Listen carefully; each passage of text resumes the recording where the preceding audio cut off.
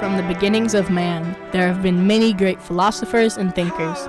There have been many developments and improvements and many setbacks. There's also been a general rule of thumb recognized by all people. At its simplest, it is what goes up must come down.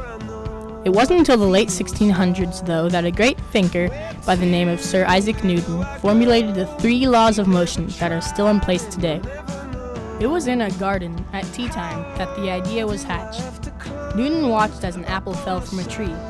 He started to ponder, why should that apple always descend perpendicularly to the ground? Why should it not go sideways or upwards?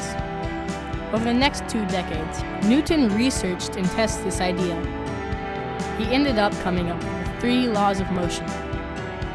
The first law, commonly known as the law of inertia, states that an object at rest will remain at rest until acted on by an unbalanced force.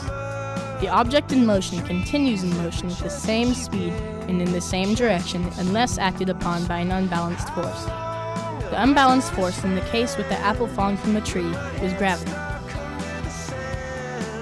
The second law states that acceleration is produced when a force acts on its mass.